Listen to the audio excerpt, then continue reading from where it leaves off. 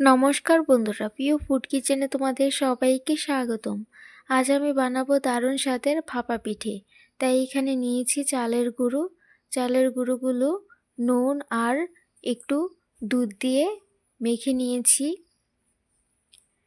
দেখো এবার ভালো করে মেখে নিচ্ছি।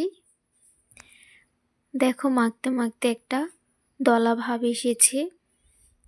এরকম একটু ভেজা ভেজা হবে, তাহলে পিঠাটা খেতে ভালো লাগবে। ভালো করে মেখে নিয়েছি। এবার একটা চালনি দিয়ে চেলে নিব। দেখো এরকম হচ্ছে, একদম ঝরঝরে থাকবে।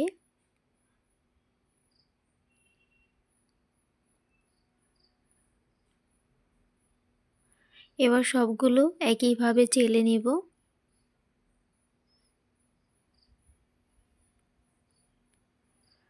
সবগুলো চেলে নিয়েছি। দেখো কি সুন্দর হয়েছে। এবার কেটে নিব খেজুর গুড়।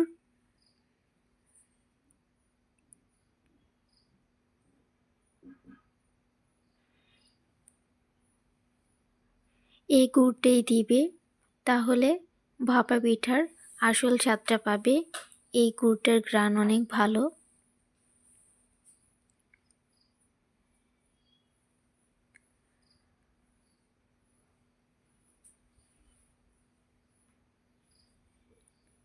সবগুলো কেটে নিয়েছি। এবার নারকেল কুড়িয়ে নিয়েছি আগেই।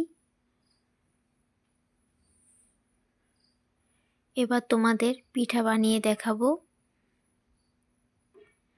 এদিকে চুলাতে আগে থেকেই একটা হাঁড়ি ভেতরে জল দিয়ে বসিয়ে দিয়েছি। দেখো এই সিস্টেমে করেছি। এবার পিঠাটা বানিয়ে দেখাবো। প্রথমে দিয়ে দিচ্ছি যে চেলে রেখেছিলাম গুঁড়িগুলো, সেটা দিয়ে দিচ্ছি। এবার দিয়ে দিব গুড়।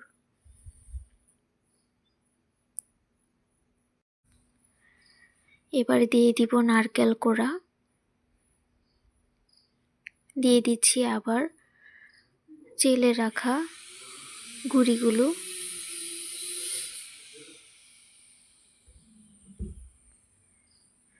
এবার আবার দিয়ে দিব গুড়। আবার দিয়ে দিচ্ছি নারকেল কোড়া।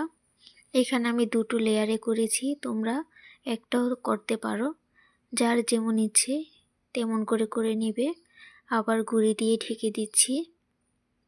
এবারে দিয়ে দিব অল্প একটু নারকেল কোড়া উপরে। এবার একটা সুতি কাপড় দিয়ে ভালো করে পেঁচিয়ে নিব।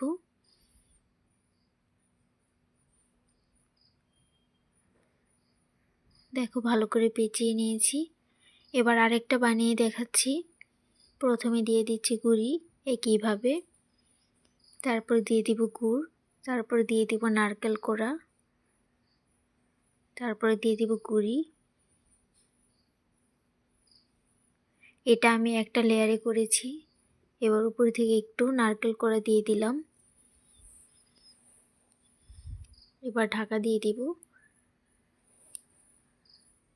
এদিকে জলটা বাষ্প উঠে গেছে। এবার পিঠাটা দিয়ে দিব।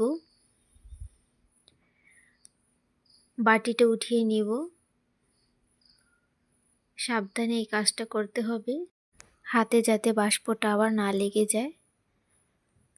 এবার ঢাকা দিয়ে দিব। 2 থেকে 3 মিনিট পরে এটা হয়ে যাবে। দেখো বন্ধুরা হয়ে গেল পিঠাটা। এবার নামিয়ে নিব। এবার বাকিগুলো দিয়ে দিব এভাবে।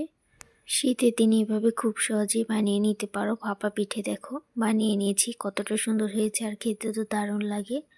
আর ভিডিওটি ভালো লেগে থাকলে অবশ্যই চ্যানেলটি সাবস্ক্রাইব করে রাখবে।